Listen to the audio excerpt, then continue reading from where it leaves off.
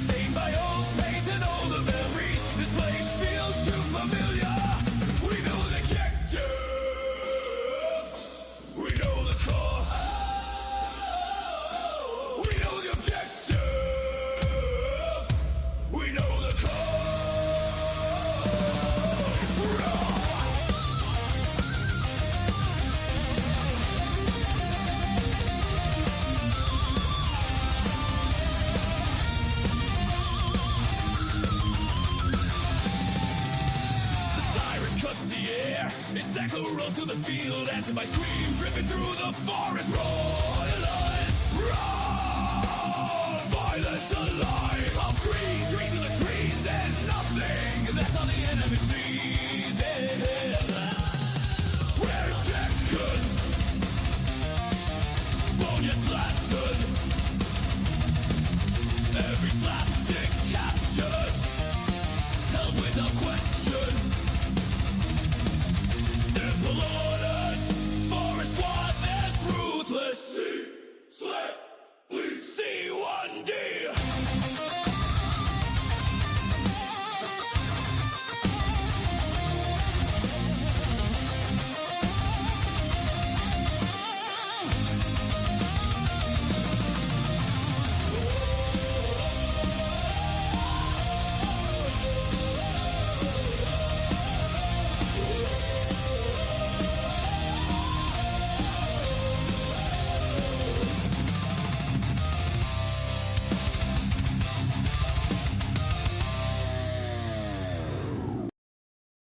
Hey there, Andrew, C1D Paintball Podcast. We pick a song that has an abrupt ending so it doesn't quite sound as awkward. I've got a full house today because I believe it's Winston Churchill said it amongst the Battle of Britain, one of the heavy nights of bombing. He said, "Holy snapping assholes, Batman, it's D-Day next week." So we got the whole crew here. You missed that class in history, right? You're in the back dumpster smoking a cigarette. Is that you, King? Was that you, man? Uh-oh. Oh, He's muted. He's muted. Jesus, we muted him already. He's got. Look in front of him. Is that a keyboard? He looks like a pedal board for like David Gilmour or something. Like he should be a roadie on stage there. Okay, obviously we got the King joining us. We also got Prowler Paintball, our crew, our special guests, our special officers for D-Day. And we got the regular crew, too, that aren't too shabby. We got Jeff. How's it going, sir? Hi. Great to be here again and on time. And I'm looking forward to this. It's going to be good. It's going to be good. Connor, who's out of the deep sea, whatever video game you're playing, it has to do with ocean stuff. Yeah. I've submerged. I'm here. What's up, guys? Nice. Yeah. Mike has been rescued from the fields of rust, and it nearly cost him his goddamn life. But that's another podcast. I'm here. That's all that matters. King, I Okay. see you. You still look a little confused, but I think you're unmuted now, so you're good, my friend. Okay. That's good. I would have kept me muted myself, but and I'll be honest, right now I'm just setting up my game of Jagged Alliance. So Oh, there you go. A little. I'm old, but I'm not that old. And Andrew, once again, fuck off! I was playing Jagged Alliance like 15 minutes ago. Stop that. okay, Prowler, I want you. Not only we hear your voice for the first time. Yeah. You had an okay weekend before D-Day. Do you want to explain your Yeah. antics, young man? Yeah, well, yesterday, as some people know, was the E1 for OPL, and I'm playing D6 for my for the first time. And Outback took home the gold. Nice. Great work, my Yeah. friend. There Great we work. go. It was a lot of fun. It was great. We had a great team, and everybody there, including the competitors, everybody played great. It was just so much fun. Shit. I gotta run medic next week. You gotta have a gun in your hand, son. Whoa, my gosh. You gotta get Connor, drag Connor out to one of these speedball events too. I want to see him go out there. He brought a speedball marker to our last outing because his girlfriend came for the first time, and it was his backup in case any of his smart ass C1D members are gonna have any ideas of throwing any paint at her. Yeah. Okay. By the way, before we get into D-Day, basically we're just going to talk shop, tell stories, get the hype built up because it's 52 weeks in between each D-Day, and we've already done 51. It's that last goddamn week that takes so long. It seems, right? Oh yeah. Okay. I want to shout out backyardbattles.ca. Friends of Nightmare, Brian might have seen him doing stuff for Backyard Battles. They set up Jelly Ball and stuff like that all across Ontario. Fun kids parties, introduces them to shooting projectiles at each other. It's a lot of fun. It goes on as the name in your backyard. Look, Nightmare's out there. He's got a territory. I think he covers more of the Western Ontario. His enthusiasm, as everybody who knows him, has even just watched one of his videos or seen him at one event will know he's full of life. So I think he'll be really good for that. But it's always good to give a little plug. But now it's shenanigan times. But we have to have one semblance of thank you for welcoming Jeff. Everybody. Once again, if you're listening on Discord, on Spotify, we do have live feeds on other things. So when we say people's names randomly, part of it's alcohol delusion, the hot sun, narcotics, and sometimes it's to the people listening to us, and sometimes it's everything in one.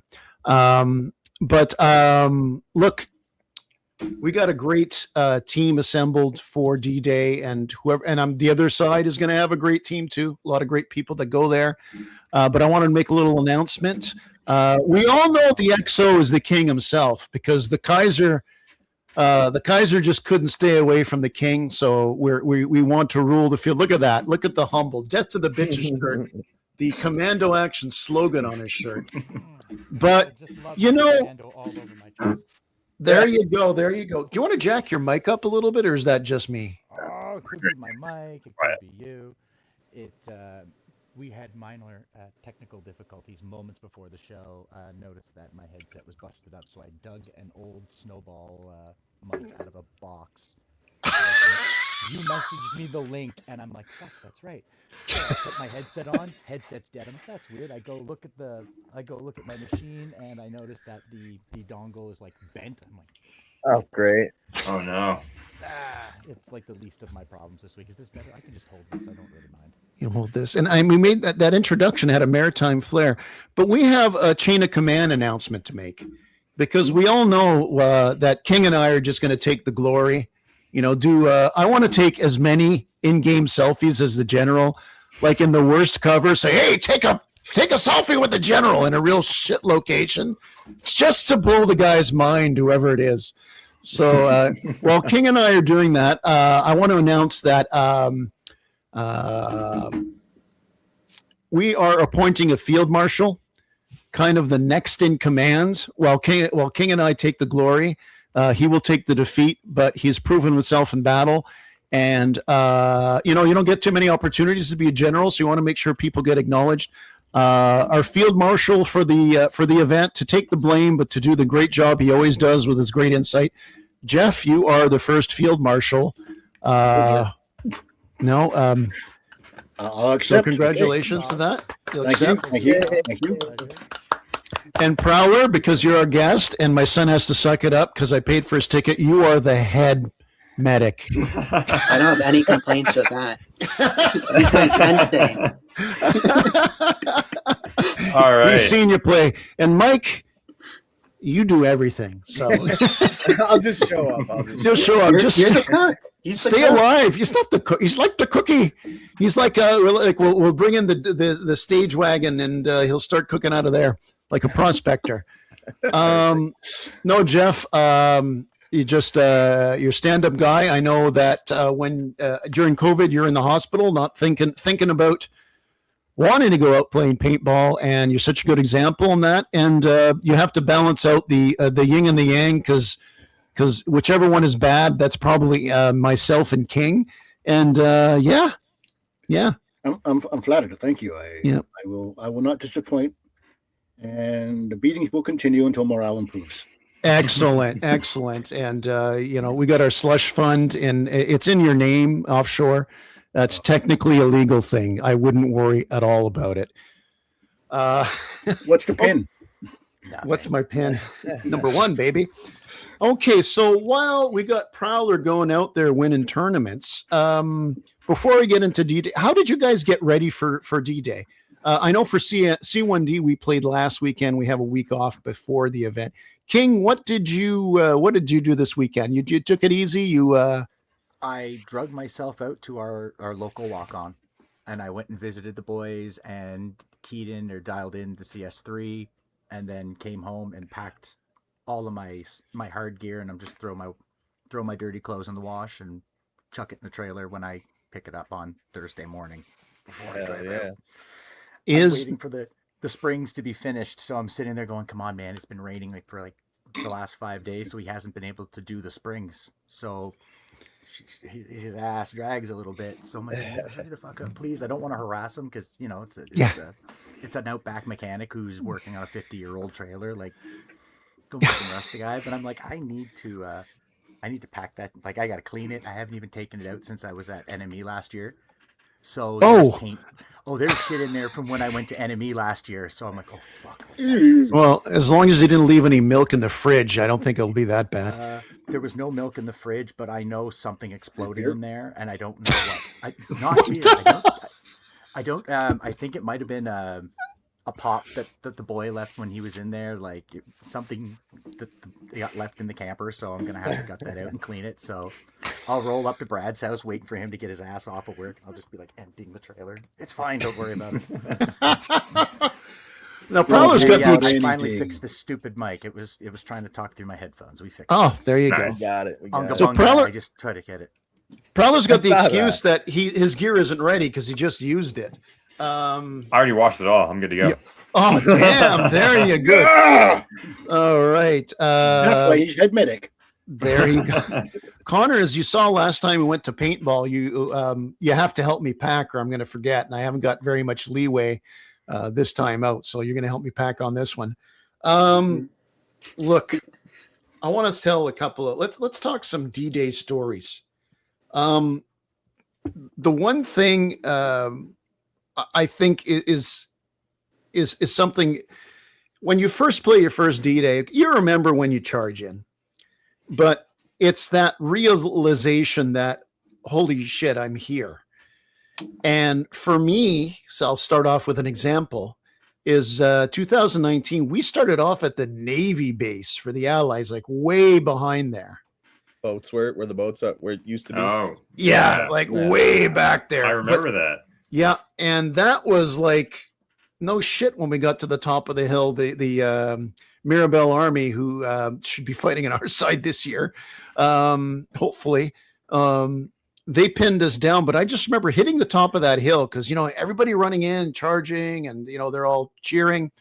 And I get to the top of the hill and I see there's 2 or 3 guys throwing smoke from our team onto the incline of Hamburger Hill. and just people screaming. It was a guy dressed like Deadpool too, by the way. And that's when I knew like I'm in this, and that's when it's like, oh yeah. Did any of you guys have that first like big moment like that? King, I mean, you've played in so many places. Yeah. Did you have a moment like that, or as your experience over the years kind of like dulled your senses? From like my first final battle is still probably one of the coolest games of paintball I have ever played. That running full, not, and at this point I was running wide open into to run for the slapstick, and I was running into the NFT lads, so Rhino and Congo. Congo wasn't there, but Mike and Nico, and we were hammering the shit out of each other, point blank. Bop, bop, bop, bop. And I mean, I came home black and blue, and after the game, and I was screaming. They've got video of me losing my shit because I had driven all this way from the Maritimes wearing a crown and mouthing off at people. I couldn't go home a loser. It didn't matter if I lost every year after. I had to go home the year, that first year's a winner. So I'm screaming and I'm kicking things and I'm just running into those guns. And after it, I took off after Rhino to go give him a hug. I didn't know the man from a hole in the wall. So I run to give him a big hug. He's ready to crack me in the teeth because he thinks I'm mad at him because I'd been screaming at him for half an hour, just losing my shit. And I made and after that, he's ready to haul off and hit me. And he realizes that I'm laughing and I give him a big hug. And he's playing with us this weekend, which is awesome because I love the guy. And, still any chance he's going to punch you in the face? No, Rhino. No, I would have to do Got some serious 5 on the shit to king. make Rhino. No, man, I don't play it anymore. I find it's just you don't need to do that. But that's right after that. Like 10 seconds later, I walked off the field, and that's when I met Thomas. Oh, okay. I walked by and I saw the back of his jersey, Bork, and I slapped him on the back and I said, "Holy shit! I've never seen another. I didn't expect to see another one out here." And I got home and I have a message from Thomas Bork. The fuck is this guy? And I click on it and it's your Thomas. And that's when the gag started. But that would be with that first final battle was real wild. Meeting the Grumpies and being down in that corner. Yeah. Was always fun. Those guys are a blast. The running up, I don't think that part of the field's there anymore. You used to be able to run up and you looked down, and I don't know if that's where if that was Shipyard. It was only there for like the first 2 years I'd gone to D-Day. And I remember running to the top and I'm shooting down the hill at these guys, and I had hit a peak. And then the valley happened, and I can just remember all of them turning around and looking up at me, and I went, I have made a terrible decision. This is bad. And I'm backing, and I'm trying to back up. But colors are kind of moving, and smells are talking at this point, so I'm trying to get the hell away from these angry little hornets that are being shot at me by men with really scary masks. So I'm like, fuck. So I'm backing up, and I get cut up. And I'm walking down the hill now, and I'm kind of coming back up into the peak, and I'm walking down the hill. And these guys who just painted the shit out of me are laughing at me. I'm like, boys, I had that coming. I was standing at the top of the hill screaming and dancing. They painted the shit out of me, and I come down the hill. I'm like, I shouldn't have done that. Do that. That's the wildest party.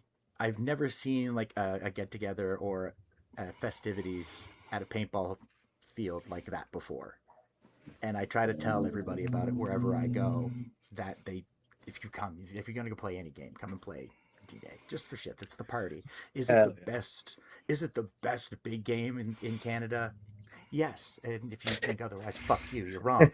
But if you've been to some of those, like, if you've gone and seen those massive ones, I've never seen those big Yankee ones where they're like 2 days and fucking 10,000 people that are all just. Oh yeah. That'd be fucking dope. But it's the coolest. I would die. I would too. Yes, you would. I'm fat, yes, and that would. Elevation would kill me. Hell, going to Ontario, and I'm like, oh, what the fuck? The air's thin. I'm fat. What are you doing? You just don't find it anywhere. Like Commando. There's other big games, but the vibe there is so cool. From Dave and Marie, who are the nicest and most sweet people who tolerate me every year to come out and smoke and be an asshole for a couple days. And it's nice to have permission for once. It's gotta go off and just don't be obvious about it if you can help it. but the refs are always great. Then you've got the intensity lads and the giant Bedouin tent. Did you see the pictures he posted of that thing? No. Like, Is he bringing it there?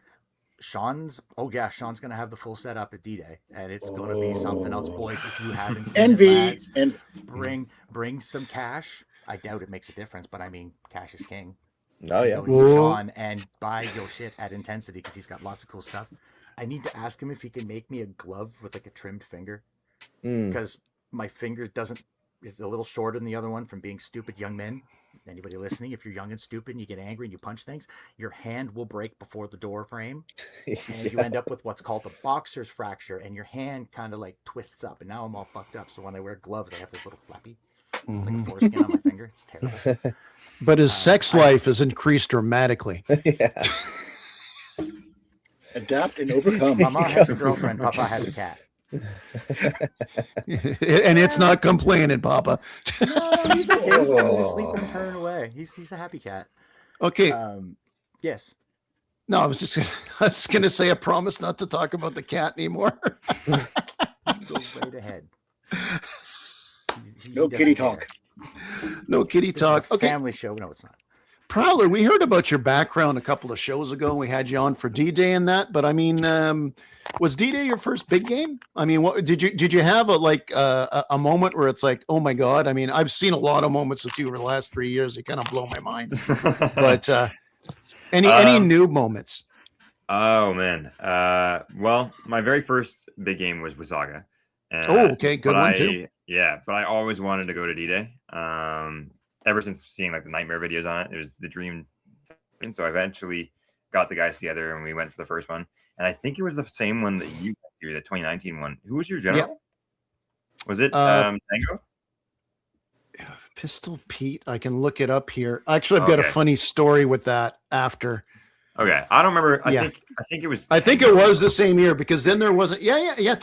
Tango was with. I think that might have been 21, but yeah, Tango was. He was screaming at some guy on the top of the hill. Yeah, but that memory that you mentioned about running over that hill is kind of the same one that I have, except from a different point of view. Exactly. Yeah. That was my first experience of D-Day, but my memory started. We ran up, we got pushed back, and then eventually, when we finally got over the hill, I started a very bad record, which has been continuous going on since that first D-Day, where my max keeps going off as soon as I jump over that little hill, and it's been a constant little. Every year it happens, so I'm going to try and break the streak this year. But that was my first memory from D-Day. Yeah, he was. Our general was yelling because some guy was overhitting him, and he's overhitting the general, and the guy's arguing with him, walking over, like shooting him still. And it's like Pat, it's like just. I mean, at this point, like just clock him, get him thrown out of the field. And it's like, but everybody's looking, what's the general going to do? It's like, well, what I would do, just tell the guy where to go. My first D-Day, I had that happen with Tango. We were at the top of the hill and we were sending paint at each other and screaming at each other. And he had pinked me off the helmet, off the top of the crown, and I hadn't felt it. Okay. And I stopped, send a ref. And I stop. And I just reach up and all I hear is, check your helmet, check your crown, you fucking idiot. And I grab my crown and I look at the crown and I went, fair enough. Hand up. And I walk off. I have no idea who this guy is. Not fucking clue one. Yet you're on a first name basis. Fucking idiot. Yeah. I knew who I was. So I'm walking around for the rest of my first D-Day going, I don't know who the fuck that guy was, but I felt bad because I don't fucking do that shit. If I get hit, I just didn't notice. So they eventually tell me it's Tango. Okay. Oh, fuck yeah, let's go. So they bring me into Tango. I'm like, hey, buddy, sorry about that. He goes, fuck, that was you. Oh, it's okay. We roll a big joint. We sit there and smoke. And I've had a blast with that guy. He is a riot to play with. I've never really gone against him. I did once, and we shot the shit out of each other. So I mean, I enjoy playing with those guys. I'm kind of sad that a lot of them have gone over to the airsoft world, but it's their but I mean that it's hard, man, for the mag lads who want that mil sim feel. It do be hard with the paintball world right now. Yeah. I think Pat's playing though. I think Pat Magui is coming out to play. Pat, as far as I know, is coming out. Yeah, he's coming. I invited him to try to join us just because, well, he's a good player in that, but primarily it's just, good to see the guy all day on your team in that. Connor, do you have any first memories of your first D-Day or something that's like, that's when you knew like, wow, this is pretty awesome. Just the scope of it hits you. Yeah, I mean, I can't remember whether it was the first or second one that we attended because they kind of blurred together in terms of how bad we got trauma. Destroyed. Yeah. But I remember one guy. I don't even know if it was a big name or something, but I guess it was the second one then because I think it was Alex's first one. I brought out a friend. Okay. And I just remember being at the hill and it was just me and him. And this is like when me and him are still newbie boobies when it comes to paintball and we weren't very good. And we just don't know how to get up this hill. We're just waiting. We're waiting for somebody good. And guy comes and he's just like saying a bunch of bad words. But he's basically saying like, hey, if you're not going up, I'm coming back down. I'm shooting you all. And I remember we all ran up. And it was cool. Oh, I have to use that one next week. I'm going to write this down. Take notes. Yeah, it's like, oh my God, it's like the Russian army.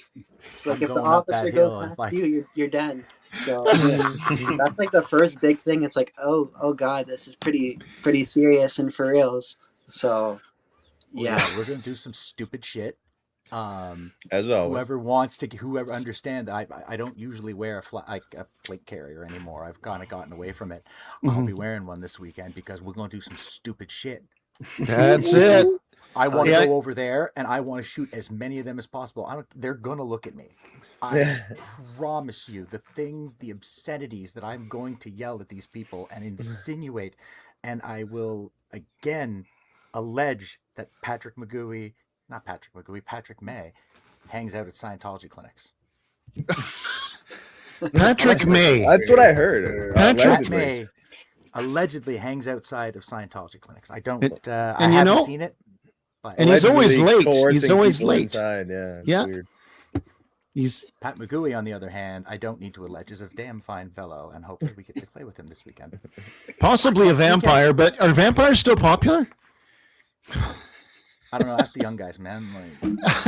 Ask Connor. I don't know. They're closer to.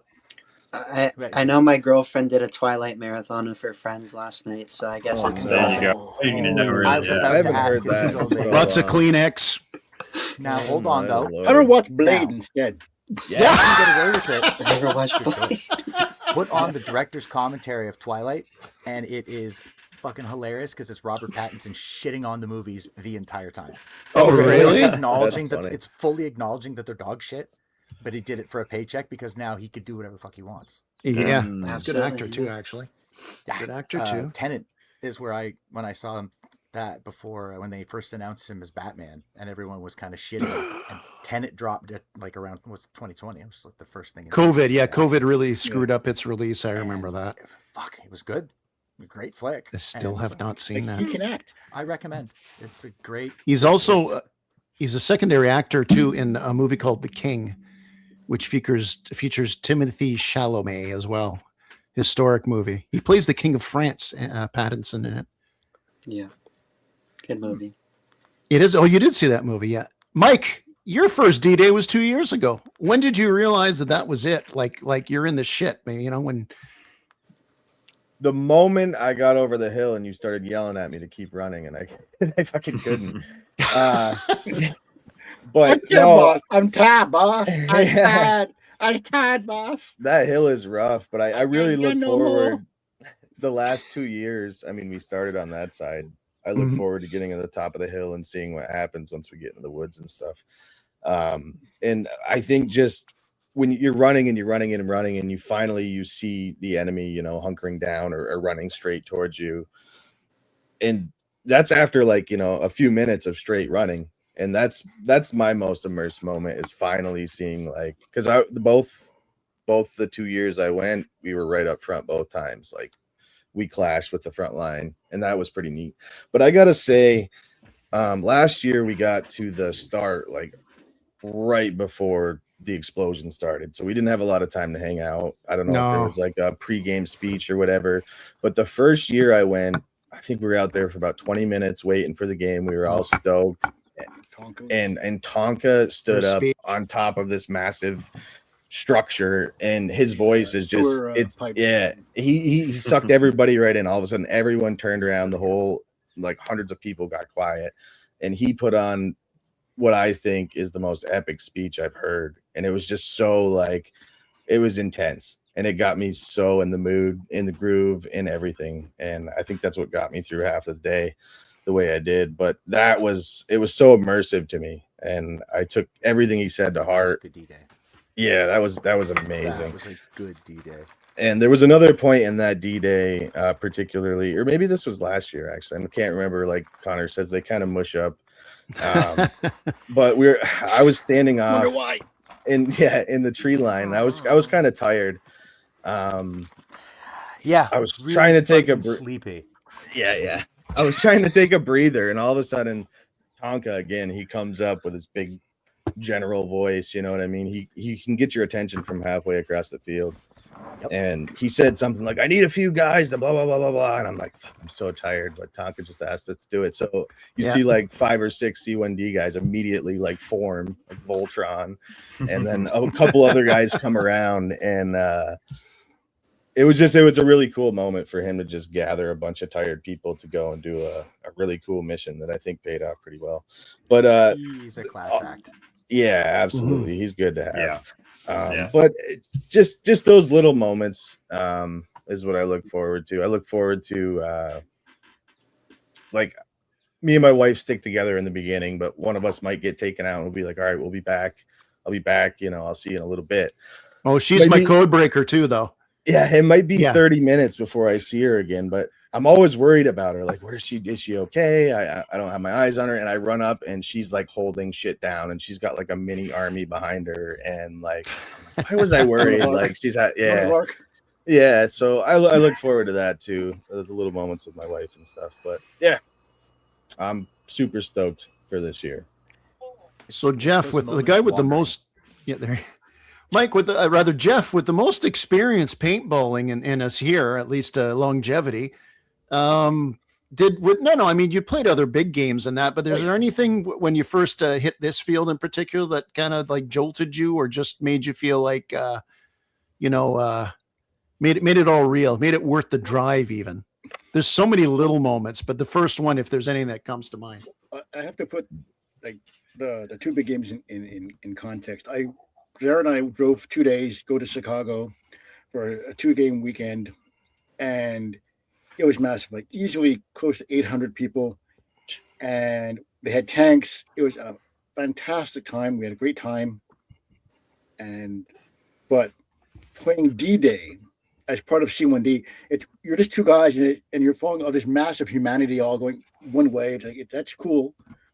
But when you have a squad or a group or a team that you can look across the field, you see the jersey and going, there's my people. What are we doing? And it's like, it's more fun and more coherent when you have a group of people that you know and that you're part of something, and you go at this together. It was like you're on the field, what's going on? Things are falling in. You see C1D or you see other guys like for Miracle Army, whatnot. You know he's on your side, and you can, like you said, when Tonka called out, I need 5 guys, 6 guys, up we get. It's just the big game with like 800 players is awesome. But even like with 300-400 players, but you're part of a team and you have a guy you can count on your back. He's keeping an eye out for you. It just totally changes everything. And when we went up that hill on that first D-Day back in 2023. 23 or 22, yeah, 23. Up over that hill, and you just see all your jerseys, all the guys, and you're just all moving with one force up over the hill. And how did they get there so fast? Like, you take care of that rule here. Running up hamburger in the morning, you're in for some shit going up that hill. And I made it. Okay, I made it, and I'll just keep going. I can't. That's what it's like. Even in Chicago, they had tanks. We were down behind a wall, and Jared and I are behind a wall, and there's another guy with us, and he's against the back part of the building, but the upper part is missing. And the tank is firing in twin A5s, and you can see where the paint line is, the kill line is, the tank. And he's lying down. He's don't move. If you don't move, stay below that, you're good. And it's just the paint's. It was awesome. But at D-Day, when we had the paint coming, and you're with your friends and your buddies, and it's like, this is more. It was more fun. It was more real to be able to share this experience with someone after. You know there's going to be someone you can talk to about this after, who knows what you're talking about and knows what you're feeling. Yeah. Like the only person I can talk about that tank was Jared and myself. We're the only one who were there in our circle of people. Now, with the rest of the guys, C1D and King and Maritime, and like we have a shared history. Yeah. It's all those million stories. The million stories you go, like, you'll be with Prowler. And you'll be with the King, then you'll be with the C1D guy, or then you'll be like, there's a guy Donut, the speedball player from Mirabel. I just see him at events. I don't know if he has a first name. It's like fun cockroach. too, because I was on the other side of your 2023 game when Tonka was the general, because in that final battle, we beat the shit out of each other. Tonka and I ran each other down a couple times, and I did the same thing, walk right up the middle, and I got fucking painted, but I loved it. I still love that rush, just walking. Fuck them, they're gonna hit me. Well, they're gonna hit me, whatever, who cares? But I'm gonna get that flag, and it's gonna piss them off. But after that loss, like after Tonka, and he was so like you guys fought so fucking hard that day, and it was a hard loss, and I felt bad because we thought we came back. We thought we'd so come close, back. and it was nasty. Like you guys were close, and but he got it back. The next he won year? it the next year. 24? Yeah, he won it the next year because we fought with him, and that was a great. He's Bear Hill, baby, for C1D 2024. Bops, like this is gonna be coming over that hill. I can still see them, just the balls coming at my head. I'm like, back to the bottom of the hill, boys. Here we go. I'm fat, and I really don't want to go back up this hill more than once. So can we just do this, please? Yeah. We also had Alpha Savage Army with us for that too. Oh, he was just right up the middle. He's just like, yeah. Okay, I'm going to, first of all, I wanted to say that the walkthrough, C1D, we do a walkthrough with our members, and even last year we had some of the crew from the Axis side who we fought on. We do a walkthrough, we just go through the field, make sure everybody's call-outs. We check what's different, and we talked about that before on a previous show on that. There are some changes year to year. Yeah, apparently there's some more changes, so we'll do that walkthrough. So that'll be happening. And that brings me to the next thing. I just pulled up the latest weather report because we don't need to worry about that. Sunday, June 7th, 2026. Now, this is Ottawa, so it's a little bit outside of Ottawa, but still. Light rain, high of 16 and a low of 12. Morning, mostly cloudy, slight chance of rain. Afternoon, light rain and showers, the highest chance of precipitation. It's only 60%, peaking in the afternoon. It's not going to rain on our parade. Evening, continued showers, light rain. That's okay, because I'm going to be, in the evening, I'm going to be asleep in the passenger seat of my car, because the first time in 4 years, Connor's not driving himself to the event. He can drive me home. What time is the walk on? The walkthrough on Saturday will... It's at 6 a.m. Yeah.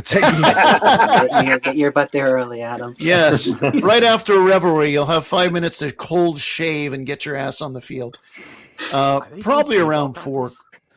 Is this true? Yeah. Is this true? I've always wondered this. Is it 60% chance that it's going to rain, or is it 60% of the area that's going to get rained on? 60% of the area. 60% of the area, which is 50-50. All right. The best way to look at it is check out the precipitation maps and then you get a general idea of what way it's going through. Yeah. And it's too early. It's a week from now. It's too early now. Yeah. Oh, that's true. It'll change. And even then, last year we had some rain and it still turned out great. So yeah. Humid as hell. Out in the middle of the night, if you're in a tent, tied down, going down the hill. Yeah. I had the trailer parked like right against the speedball field, and they were doing practice that morning. So I wake up, and I sit up, and I just see these poor bastards, and it's wet and it's cold and it's miserable, and they're out there doing practice. I'm like, Go back. Could be. Crawl back and they go back into my bed in my trailer now. I'm looking forward to parking there again. I like waking up to Speedball first thing in the morning is that's really great. weird. It's a weird thing to wake up to that first thing, but it's still kick ass. That's because you're in a quiet neighborhood. Yeah. Actually, Yeah, for up on the first hill. time, we had some crazy bastard. I'd left to go grab something, and my buddy upstairs heard someone run in the door and scream, "Help me, fucking help me," and slam the door and run back out and down the street. And I come home because I'm gone for like 5 minutes. I had to go to the pharmacy. I come back. I'm like, "What the fuck happened?" And he's telling me about this. I'm like, "I leave for one time. The KP3 is loaded. It's right there. I have been waiting to shoot either one of these crackheads. I've been waiting." Jeez. Gonna get We it. just pulled the whole fucking curtain back on this one, didn't we, guys? Oh yeah, bud. I got some strange neighbors, man. There's the low, not the low rentals. The public housing is like on the other side of the street. Okay. So it's just constant screaming, tire screeching, and police sirens. And then You ever see Cyrus out there? No, Cyrus though. As a matter of fact, that son of a bitch. He used to own Trailer a Park Boys. men's fashion. Oh, Cyrus. The actor owned a men's fashion store on the main street in Moncton when I was young. Okay. And he was a dick then. So the character was not far off from the man himself. It was really, really very real, true to life. And I'm not That's just what you know. That's hilarious. By the way, what to bring next week if we're going to have that rain? Extra boots, extra socks, extra lenses on the masks is very big, and might have to. If you're running mirrors or something like smoke, might be ready to swap for your yellows or just something neutral. Clears, yeah.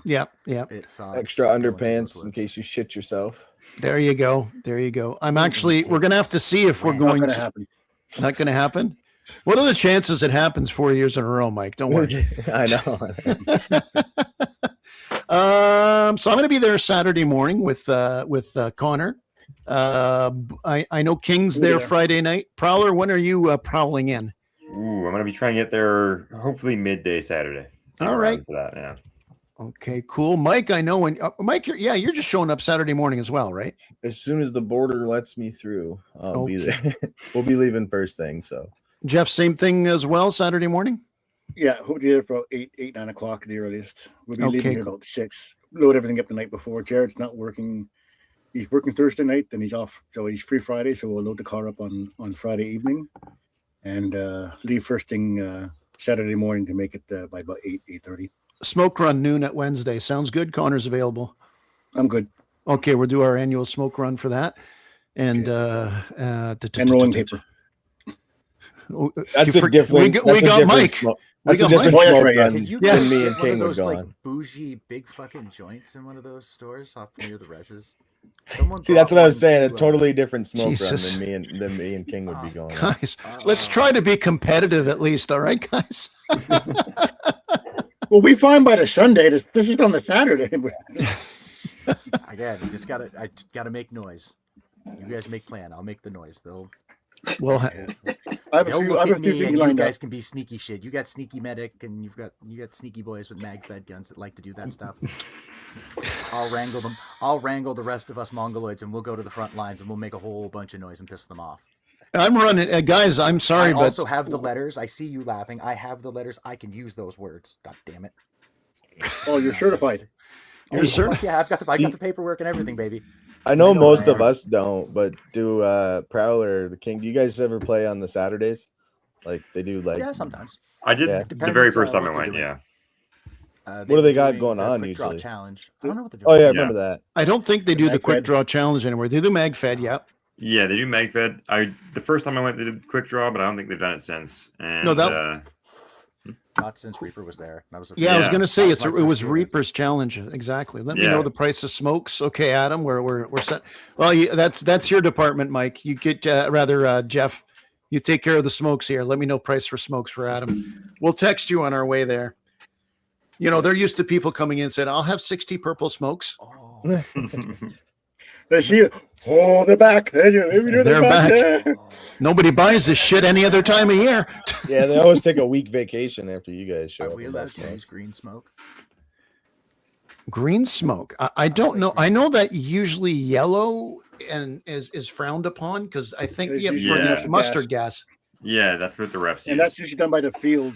Yeah. To indicate an airstrike or whatever. But Yeah, you mentioned early memories for D-Day. That's one of my earliest as well. Yeah. A ref driving around on a four-wheeler just chucking smoke grenades at people. Yeah. Hey, you're all dead. I remember that. That was hilarious. It was great. Cruising around, smoking in the back of the four-wheeler, just driving in circles around people. You're all fucking dead. Actually, the first loss when we played with Tonka, and he lost the first one, we won the next year, is we pinned that might have been the same game, even Prowler. Is we went around and hit him hard in the forest, and we're pushing him back to spawn, and all of a sudden, like the four-wheeler goes by, there's smoke, and it's like, okay, you got to go back. And there was like 40 or 50 of us. I'll have to pull up the footage, just walking dejected back. From their spawn, right? Yeah, exactly. We I had might to have been go with you then too. Yeah, we went all the way back, knowing that we just needed fucking 5-10 more minutes. These poor guys, there's a school bus in that area. Okay. This area never comes into effect at D-Day normally because it's behind the Allied spawn, but we almost encircled them all away. And we watched what I would assume are people that were new to the field, and I was new to it too, but they'd go in the front door, but the back's wide open, and everyone's lighting them up. And so because you make no eye contact with them, you just don't care. You just keep firing through until they raise their arm, right? So I'm bringing elbow pads. Knee pads, old yes. People, young people, knee pads, because to be able to get into that low squat position, your elbows, man. I took a shot and don't take hits. Just dead, arm dead, couldn't do fucking anything. So like, wear something to cover those spots, man, because that shit sucks. Yeah, and it also could keep you alive because a lot of times it'll just bounce right off. So exactly. Yeah. Tell you what, too, on Saturday night, too, before the big party is we're going to have the C1D tent village set up, the Canopy Village, is we can talk fun, theoretical things of what we're doing next day, because you make two plans on D-Day, what you're going to start the first half, what you're going to start the second, and it never quite goes to plan. But I'm just going to love going out there, seeing what's changed in the field. And, you only get the everybody's asking, Andrew, what are the rules? What's this and that? It's like, man, we only get it like, I think it's Sunday morning. Yeah. Sunday morning. Yeah, it's Sunday morning. We had a hint on Saturday and the actual on the Sunday. Yeah, exactly. So it's like, you don't want to overdo it, make it unfair or give anything away. But all I know one thing is if they have this 2-man carry, where 2 men on your team have to go carry the something and bring it back. That's the King and I, we got to do it. And I challenge, if there's one of those things out there, and Pat man, if there's one of those challenges, I want you and your XO to go get that, because King and I are going to go get it. We're not going to, but every gun's going to be fixed at your ass. So much fun. Mike, you witnessed one of ththese riddles that they did in the middle of the game. And I remember, Connor, on your camera one year, is you had to escort, it was Tonka, because you were a medic and you're escorting him in that. Like, I don't know how I'm going to do with that shit. Those little moments, those little riddles and those little puzzles, it really adds a lot of immersion, and it makes like some people because me and Miranda just go out there and we just shoot people. And if somebody tells us to go somewhere, we go somewhere. You know what I mean? That's what we do. But we just happen to be taking a break, and I can never remember the riddle. But anyway, we were just sitting there and happened to be a riddle come through the mic, and she answered it within seconds and scored a bunch of points. It was really cool. And she still talks about it to this day. So it's just those little moments, man, that are they're really immersive. No, that's one of those things where the generals have to, that kind of stuff. I have no mind for that shit. Connor and Prowler are sitting there going, just run, shoot, we'll take care of you. Yeah. I remember. That was Saga, where they gave me a mission, and not really a riddle, but they handed me a shovel and said, "Hey, here, go dig in this area." And I remember spending about 2 hours No, what? digging up, looking everywhere for this little ammo box, and that was my contribution. And then I No became shit. a medic. Did you ever find it? Yeah, I did. And it Oh, was- nice. There you yeah. go. It gave us like a little bit of points, and it also was full of candy, so we just handed that out. Nice. A little sugar in the pouring rain was not too bad halfway through the big game. Like a trenching shovel as well. I have one. It was like a full-on just spade, and it made for God. some pretty cool photos because it looked like I had a giant melee weapon, and everyone was really concerned. But Are you running with a shovel? Everyone What? see the XO? Yeah. I was just thinking of those guys in the tank a couple of years ago. Was it last year or the year before? Those guys had the little. Oh, the they were- the cardboard Oh, thing? yeah, that was last year. The Yeah, little that's- bunker there. 2 years ago. Yeah, 2 years ago. Yeah, that was 2 years Yeah, ago. Tonka just stopping up there, fucking grab it, whips it off. And they're I'm just behind him going, cockroaches in. There's a little ant scurrying. Yeah. Oh, that was you know cool. what? You know what Connor really loves about D-Day? When he's sitting there and he sees some asshole with a freaking shield that's made of cardboard that's 8 feet wide, and he's got like freaking what's that guy from Operator Montang from Rainbow Six Oh, Siege yeah, with the Monty, things yeah. on the side, and it's like, really, guys? Really? Yeah. Like, use a regular shield like the rest of us, and I It's won't even cardboard, shoot you your shoot fucking through it. feet. Yeah. I'll just, Shield bash. Whap. You gotta have shield. You gotta have balls to run a shield. That's why. So running a one like that is you're just essentially a walk-in wall. It's like, that's no Yeah. fun. That's no we fun. got You a speak shield. You speak of the R6 shields. I remember back at PRZ, it was bad circumstances because I think one of our shield guys broke his leg or something that day. It was crazy. Ooh. But yeah, he hurt his leg, and I had a pistol. So the general just looked at me and said, "Here, you have a pistol. Grab this shield." And they handed me a Blitz shield from R6, which is the one with the big What? flashbang thing on front. Oh, It yeah. was illegal. Yeah, so they turned off the flashes or whatever. I just remember charging up a hallway with everybody behind me, flashes going off inside the hallway, just getting absolutely deafened. It was super cinematic, but it was also very scary. He still has night terrors. Especially in PRZ, right? Yeah. Yeah, Yeah. PRZ was if you played there at night, that Yep, I last did. Honey Badger, we were horrifically outnumbered. Like stupid. They're like, yeah, it's gonna be 12 on 12, and it's like 25 on 12. We're like, well, we're gonna get our asses kicked. Let's go do it. When he said Sorry. More people to General shoot. gave you the pistol, I'm going, he broke his leg. Okay, here's the pistol. I shoot him? What? Dude, put him out of his misery. No. It was that place was amazing. I really wish I had got to play there more. Yeah. I wish I remember got to seeing play the there video once. of Buddy like fucking when Buddy dove through the wall.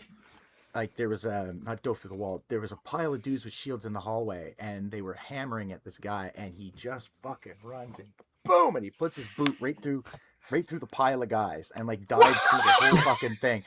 Like he was so frustrated, he just ran up and he like boot fucked the shield guy, and then everybody just goes guns on him, Bob! And then they start calling whatever what they called like our equivalent of no duff. Just put the guns. Everybody put the guns. Take a knee.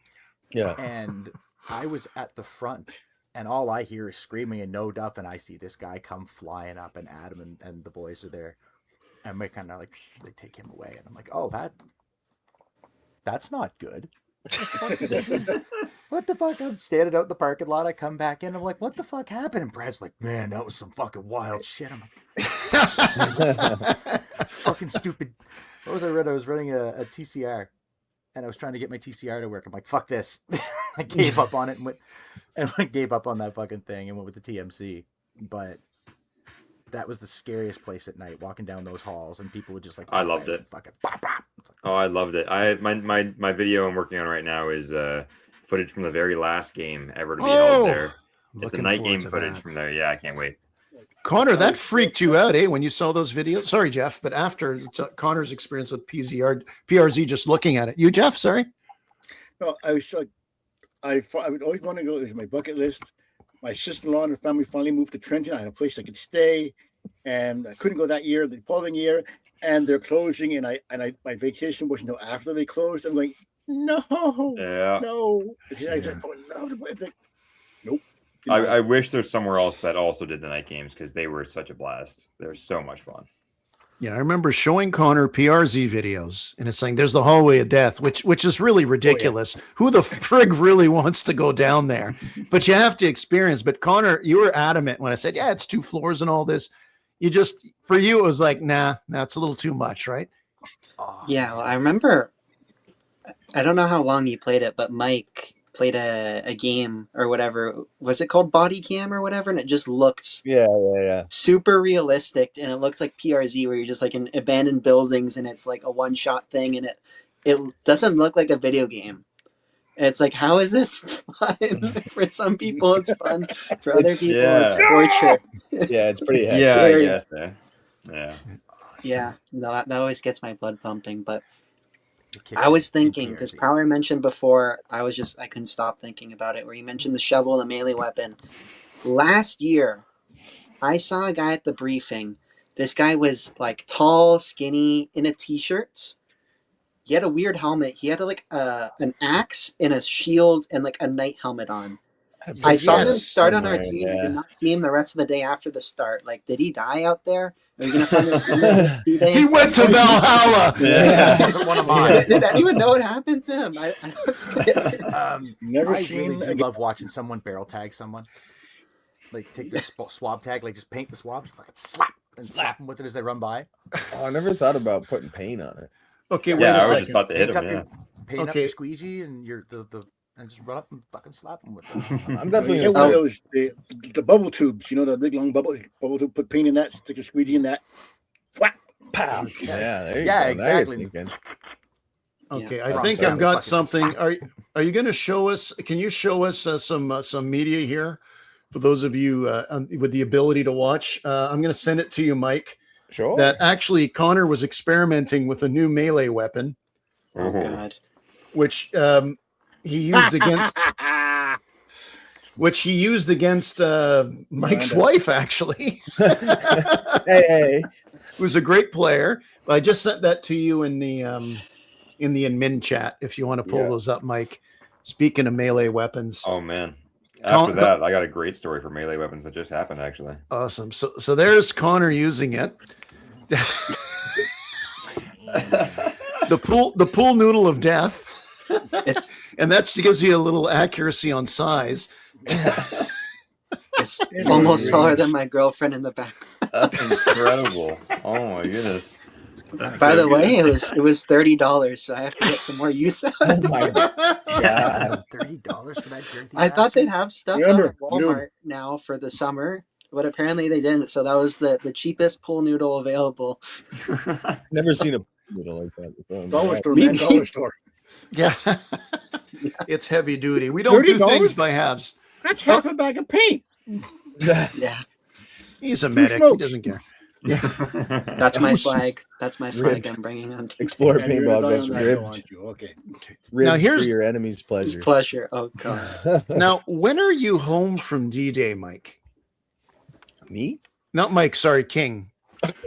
I don't know. Be home Monday. Okay. So we'll leave Sunday. We'll finish the game just like by 5:00, and we'll go to our buddy's place. Have a quick shower and a shave and maybe a bite to eat, and we'll start driving home, and we'll probably get to Quebec City right around there. That's decent. It makes your second day of driving much easier. Yeah, it's like 8 hours. It's So a nice short little drive. Mentally, you're still at D-Day. Do you want?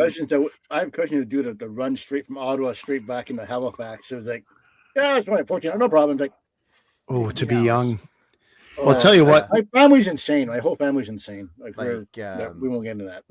Ottawa's 12 hours, no matter how you slice it. Well, 14 because you got you lose an hour going there, or you gain an hour going there, but you still got to stop to piss and gas up. Like, it's 12, 14 hours, no matter how you slice it.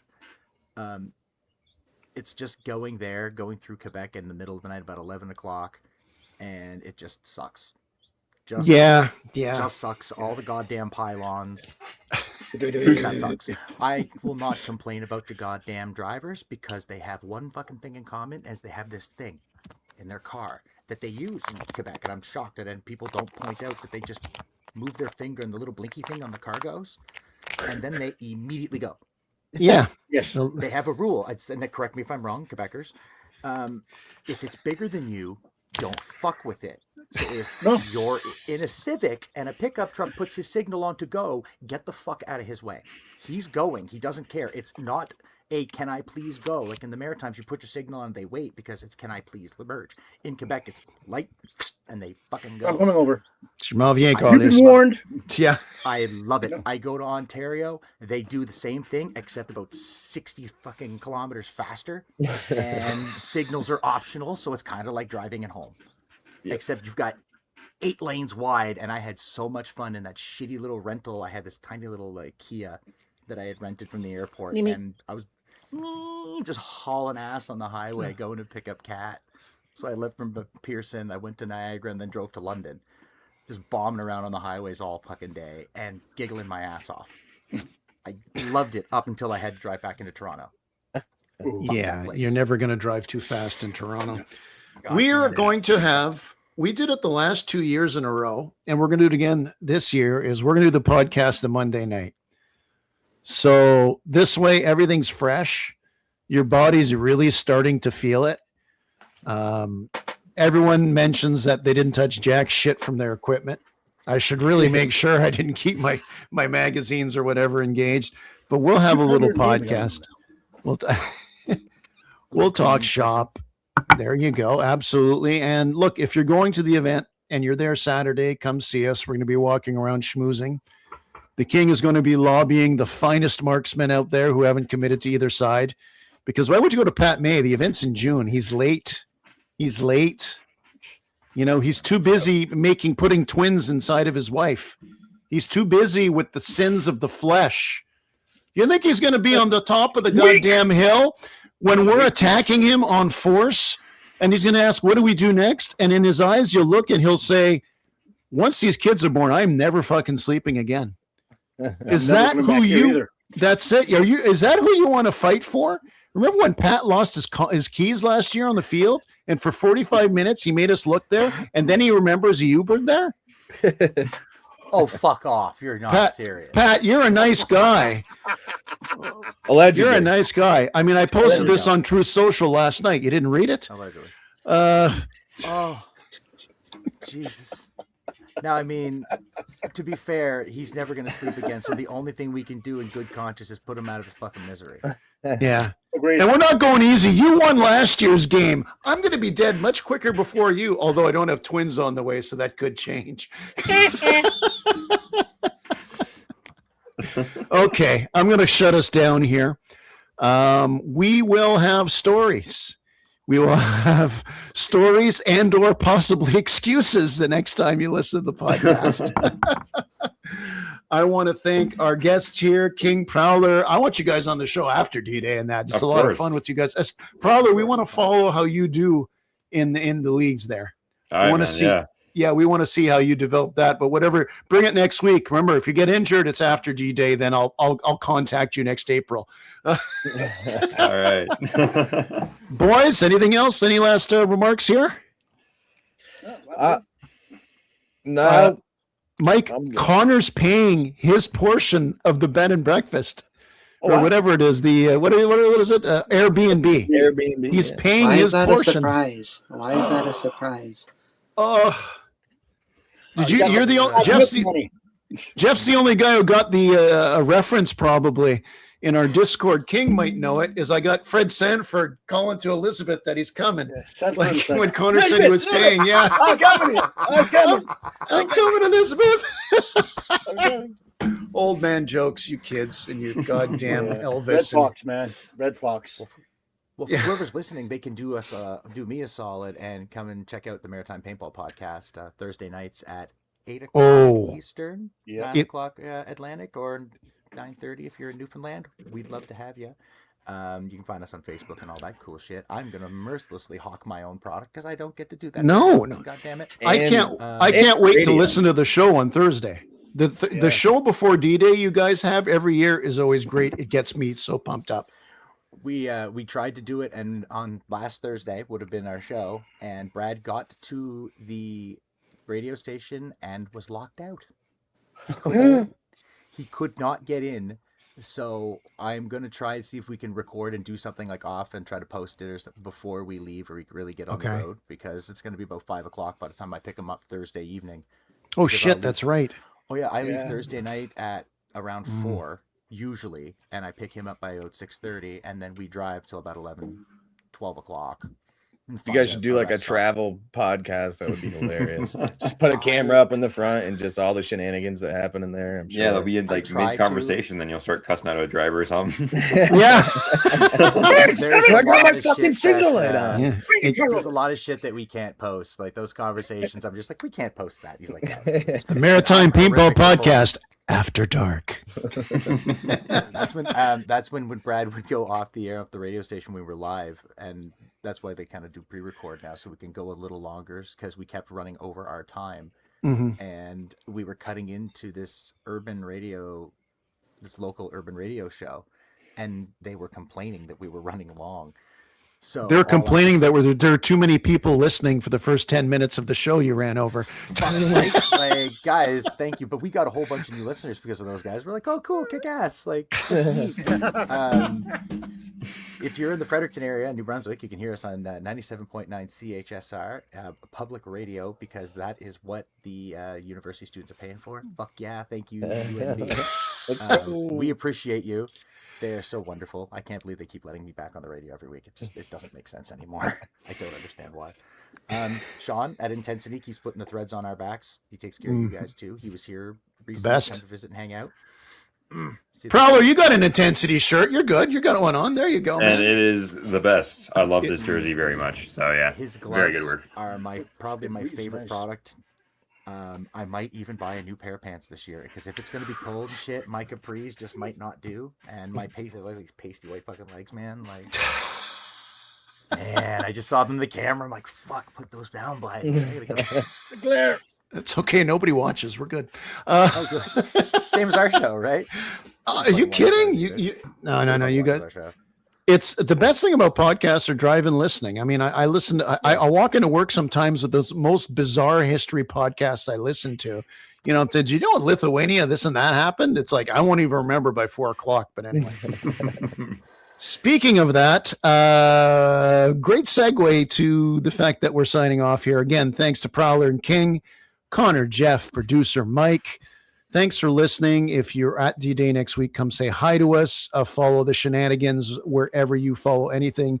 Any major paintballer is going to the event. So if they're not there promoting it, unsubscribe. Yes. Absolutely. Absolutely. Can't show you to support the sport without... Yeah, without cutting some fucking dead wood. Remember, at the end of the day, it's just a game.